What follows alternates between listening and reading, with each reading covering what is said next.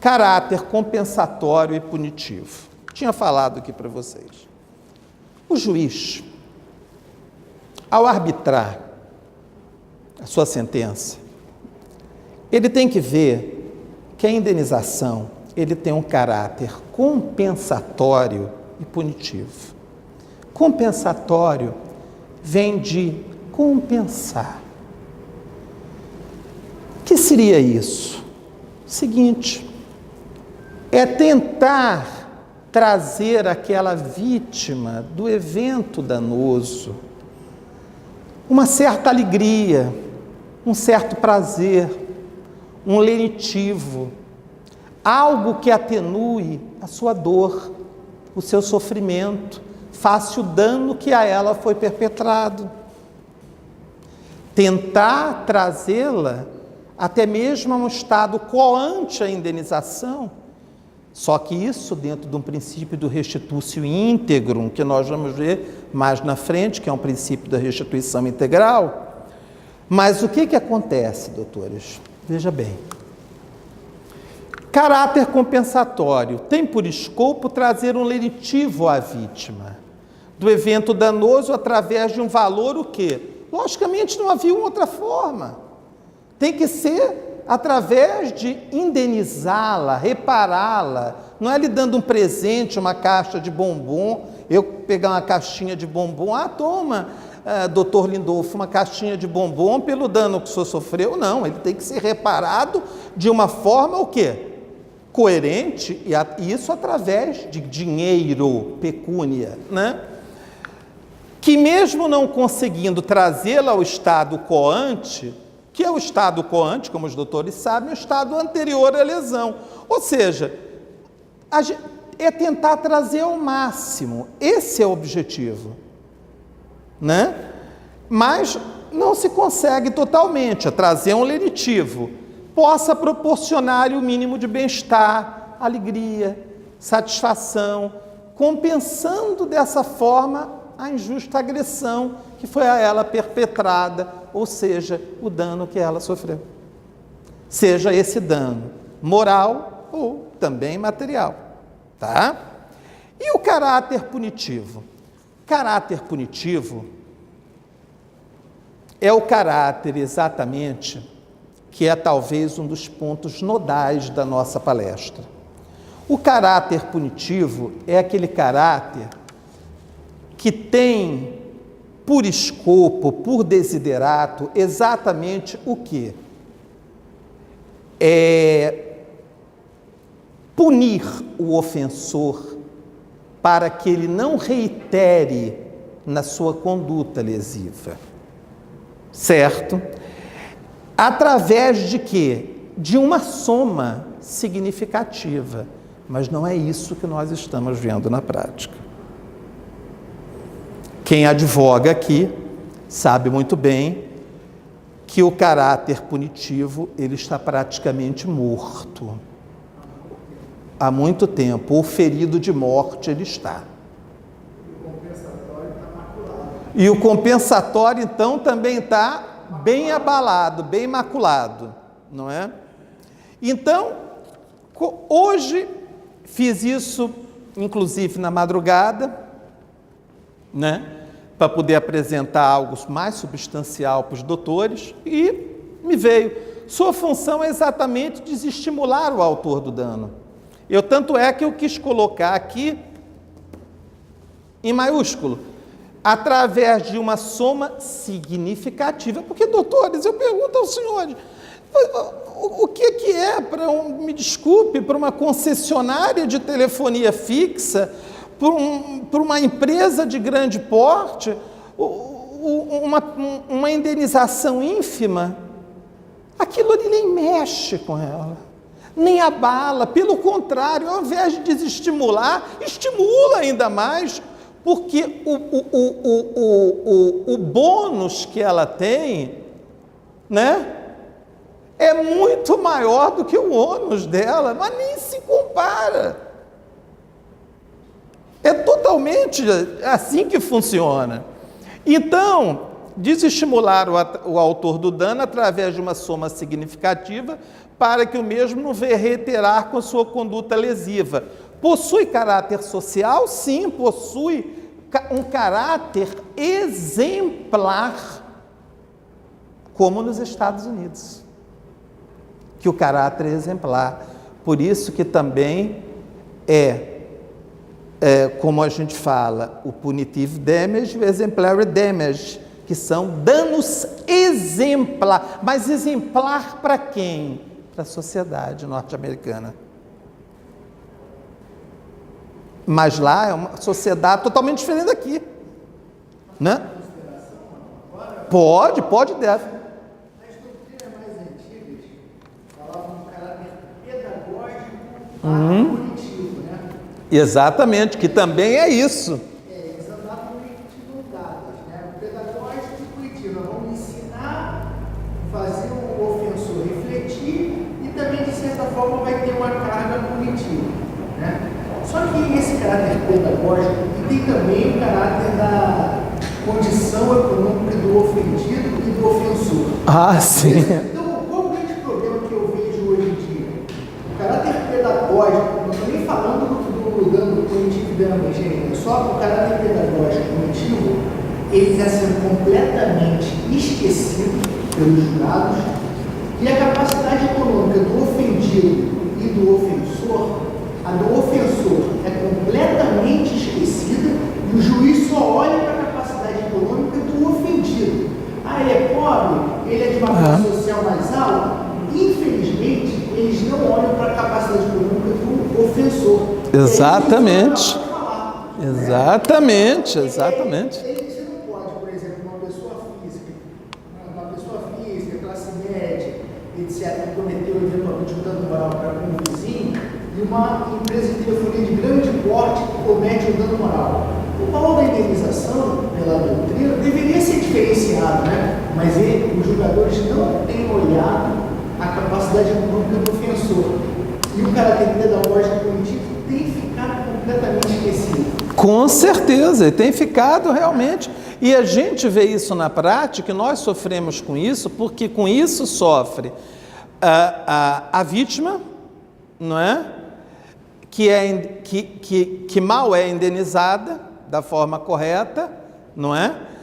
Sofre também automaticamente nós, que somos patronos, porque vai ver o que nós vamos perceber de honorários ali. Tanto é que eu vejo colega meu dizendo que tem ação que nem pega mais.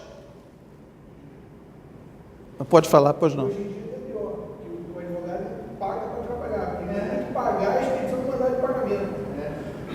E o advogado é obrigado a pagar, R$6 em hora, R$6 em hora, mas eu tenho que pagar. Quer dizer, eu tenho que pagar para trabalhar. A indenização é pequena e ainda pago para receber meus honorários. Seja, vê que absurdo, né, doutor? O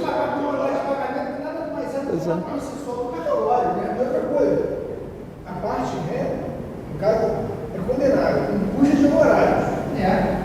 Não, paga.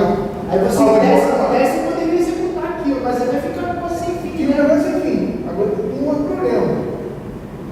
Do perito. Não é cobrado do perito de expedição do honorário de pagamento. Eles esperam sem problema algum. Exatamente.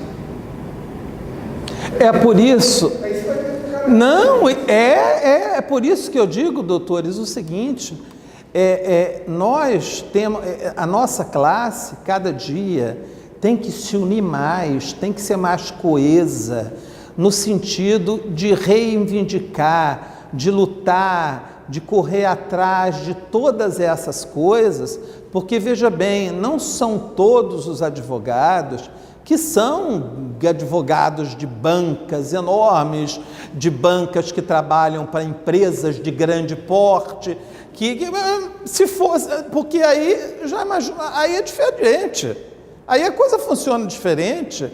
Se a gente for pegar escritórios que, logicamente, a ética não me faz dizer o nome, nem diria, mas doutores bem conhecem, mas grandes escritórios trabalham para quê? É Oi, que é a Telemar Norte-Leste, é Banco Santander, é Banco Itaú. Imagina a fortuna, né? Mas nós, coitados, o que nós, pobres mortais aqui, né, fazemos, né? Mas... O que acontece na prática é exatamente esses elementos todos que nós, na época da graduação, estudamos, que é o dano moral, ele provém de uma equação, né? Que você usa todos esses fatores, o dano, o caráter compensatório, o caráter pedagógico punitivo, capacidade econômica do ofensor e do ofendido.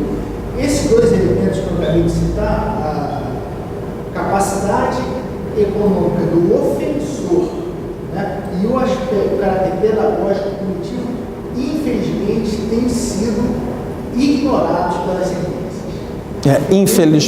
Infelizmente. E é aquela coisa, né? Como é bom, é por isso que eu digo, é uma interação.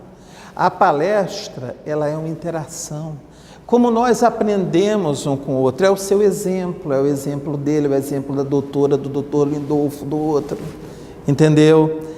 Que traz um enriquecimento à nossa palestra. Pena que nós não temos um número maior, entendeu? Até por negócio de professor e etc. Mas devagar a gente chega lá. Essa parte daqui, nós vamos entrar agora propriamente na teoria do valor do desestímulo. Essa teoria do valor do desestímulo, não querendo ser repetitivo, que recebe esse nome aqui no Brasil, tá? E que foi defendida, um dos defensores maiores dessa teoria, poucos conhecem, que foi o jurista Carlos Alberto Bittar, tá? É uma teoria norte-americana que lá recebe a denominação de punitive damage ou de exemplary damages, que são o quê? Dano nos punitivos ou exemplares. Punitivo por quê? Exatamente para punir o ofensor através de um valor altamente vultoso, altamente significativo, de forma que o mesmo não venha reiterar na sua conduta lesiva novamente. Tanto que eu trouxe em artigos, porque eu não decoraria aquilo, nem teria como passar aqui, alguns casos que aconteceram nos Estados Unidos, inclusive uma contra uma companhia, uma empresa de cigarros, em que uma senhora que teve um marido que morreu de câncer em virtude do fumo, ganhou uma pancada de não sei quantos milhões. Só que nós sabemos também que nos Estados Unidos existe sim uma verdadeira indústria de indenização, que eu vou falar com mais vagar a posteriori um pouquinho. Mas vamos a essa origem, porque existem algumas coisas que eu quero mencionar. Eu coloquei a denominada teoria do valor de estímulo, originou-se nos Estados Unidos da América. Também é denominada de punitive damages ou exemplary damages, baseia-se na aplicação de uma punição exemplar, ou seja, vultosa, né? De grande monta, né? Ao agente causador do evento danoso, de forma a inibir o mesmo a reiterar em sua conduta danosa. Ou seja, além de ser arbitrada, como eu disse, alhures, né? Quando eu estava falando aqui. Ou seja, além da compensatória, eles colocam, como diz um autor, o próprio Carlos Alberto Bittar, ele coloca um plus em cima, né? Acrescenta-se outra título de danos punitivos ou exemplares. Cabe ressaltar que tal punição também possui escopo de servir de exemplo para toda a sociedade. Por isso, olha ali, exemplary. Entendeu? Isso é para que toda a sociedade veja. não é só por causador do dano. Ocorre que são inúmeras as críticas a essa teoria, conforme eu disse também, até porque é de trivial sabença que nos Estados Unidos da América existe uma verdadeira indústria da indenização. Nós sabemos disso. Como toda teoria, isso foi uma coisa que tem muito sentido, que como toda teoria tem seu lado positivo e seu lado negativo, e eu quis colocar aqui. O que eu acho é o seguinte, doutores, na minha opinião, se eu estiver errado, por favor, me digam. Eu não acho que essa teoria não possa ser aplicada aqui. Eu acho que ela pode ser. E eu estive lendo um artigo que o autor, um colega nosso e professor conceituado de direito, que quando eu falar no que ele disse, eu acho que os doutores vão pular aí da cadeira, eu trouxe até o negócio ali, mas eu acho que ele disse o seguinte, que esse plus indenizatório não deve sim ser adotado aqui no Brasil. Só que esse plus indenizatório, que no meu ver deve ser adotado, obedecendo também a critérios de proporcionalidade e razoabilidade, porque senão, minha gente, se a gente não adotar esse critério, a gente também vai estar incorrendo numa injustiça, se forem pensar bem. Já imaginou o que é, de repente, você premiar, talvez, com 8, 9, 15 milhões, uma coisa assim, totalmente desproporcional, descabida? Você realmente vai estar fazendo uma coisa que não tem pé nem cabeça. Só que sabe o que um colega nosso disse, professor? Disse que esse plus, se adotado no Brasil, para não haver o enriquecimento da vítima, deveria ser destinado a um cofre, a verbas para o próprio judiciário.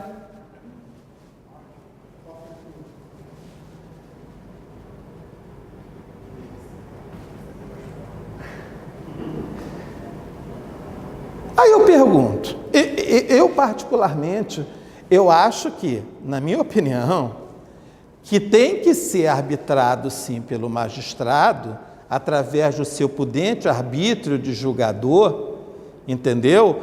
E dentro dos parâmetros de proporcionalidade e razoabilidade, eu acho sim que deve ser aplicado um caráter punitivo mais exemplar aí. Mas, sinceramente, que isso vá se reverta em prol do judiciário? Entendeu? Como se fosse, está inclusive aqui, doutores, se me permitem, por gentileza, eu quis separar aqui, porque eu quis trazer isso, porque eu achei isso aqui tão... ele diz aqui, eu grifei, olha, está aqui, eu grifei, né? Na hora que ele, inclusive, ele diz, está na parte que ele diz,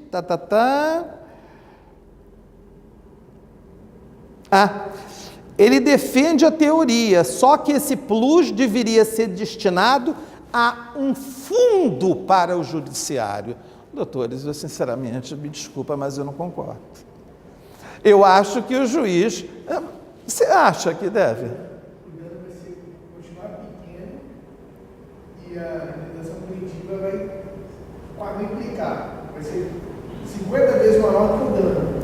Paga o fundo dele, então o juiz pode... E, doutores, o judiciário precisa disso? Não precisa, ele cobra tanta taxa. Porra, imagina. E cadê a vítima? Poxa, o nosso fórum, que eu sei, o nosso fórum, por sinal, está funcionando direito, que é onde eu pertenço, o Fórum da Leopoldina. Realmente, lá eu trabalhei durante alguns anos, porque eu dava aula, né, na Faculdade Gama e Souza e era o coordenador do núcleo de primeiro atendimento do antigo Fórum da Leopoldina, que hoje mudou, está num prédio novo, né? Por sinal, tem lá serventias muito boas, muitos advogados reclamam, outros gostam, depende muito, porque isso é muito particular, é de cada um, não é? Mas eu sei que só aquele fórum custou 50 milhões. Não é? Por baixo. Né? Então é aquela coisa, o importante não é só estar bonito, é funcionar. Mas agora já abriram mais uma vara de família lá, então parece que agora está funcionando, nós temos umas serventias muito boas lá, não sei qual a experiência dos doutores. Aí eu coloquei aqui, como toda teoria, a mesma possui um lado positivo e negativo, devendo o magistrado saber fazer uso de seu prudente arbítrio com muita sabedoria, critério e experiência, até mesmo para não cometer injustiças, não é? Porque senão ele vai dar ensejo, como eu disse, a indenizações extremamente vultosas, entendeu? Coisa assim. Aí foi quando eu quis trazer à baila um texto de como o jurista que defende essa teoria, o Carlos Alberto Bittar, colocou. Tanto que eu coloquei o que ele dizia acerca dos danos positivos. Ele disse, adotada a reparação pecuniária, que, aliás, é a regra na prática, diante dos antecedentes expostos, vem se cristalizando orientação na jurisprudência nacional que, já de longo tempo, domina o cenário indenizatório nos direitos norte-americano e inglês. Isso foi eu que sublinhei, é a fixação de valor que serve como desestímulo a novas agressões, coerente com o espírito dos referidos punitivo e exemplar damages da jurisprudência daqueles países. E ele continua.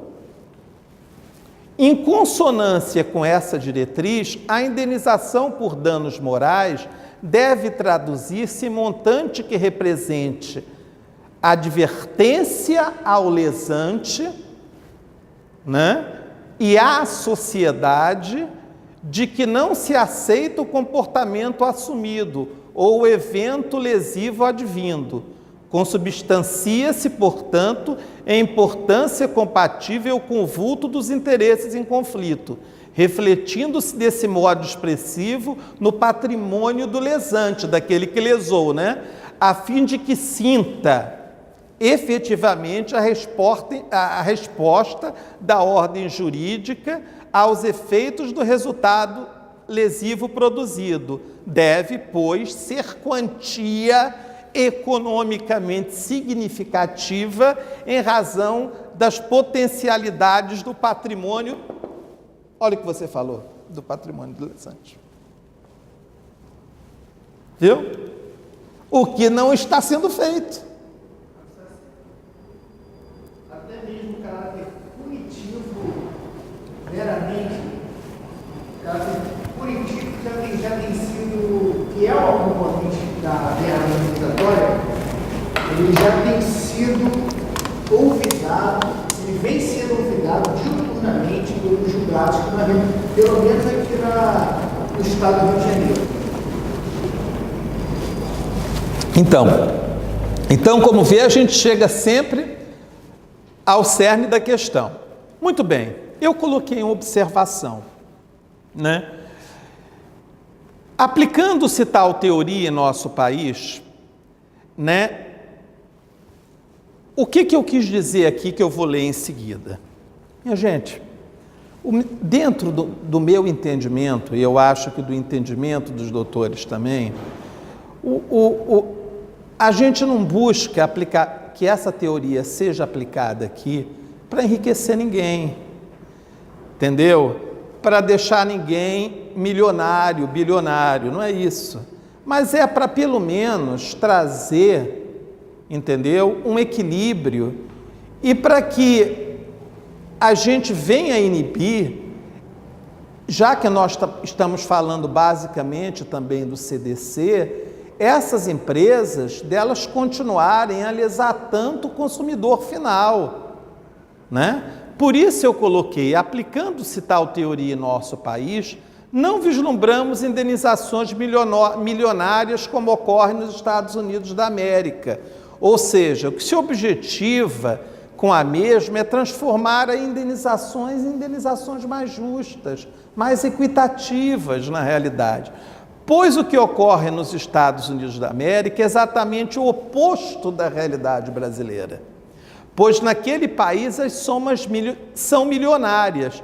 No Brasil, os valores, aí eu quis colocar isso, porque não podia colocar outra coisa. No Brasil, os valores arbitrados são pequenos, irrisórios, chegando até mesmo a ser meramente simbólicos, fazendo com que o causador do evento danoso sinta-se até mesmo, eu até grifei em vermelho, estimulado, principalmente nas relações de consumo, a reiterar com suas práticas lesivas ao consumidor.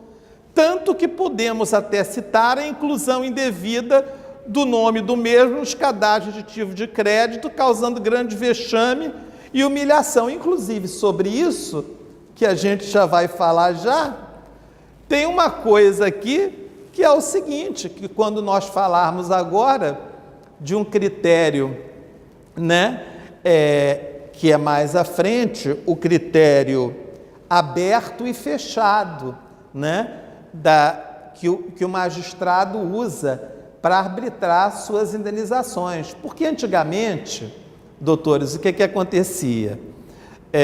Como ele bem disse numa conversa anterior, eu me lembro bem que nós somos mais ou menos da mesma época.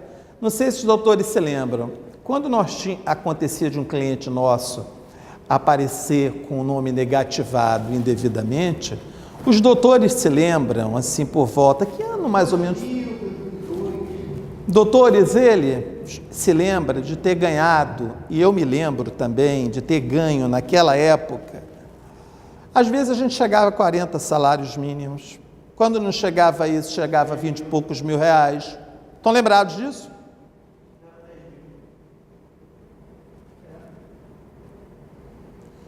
E depois...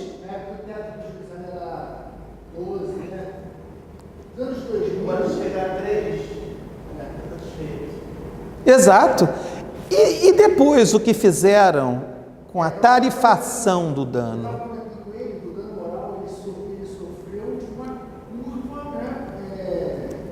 Ele ascendeu e agora ele está descendendo. Ele veio da fase que não existia, aí nos anos 2000 ele se conseguia indenizações boas, né, consideráveis, e depois dos anos 2008 até os dias atuais, ela vem declinando os valores das indenizações.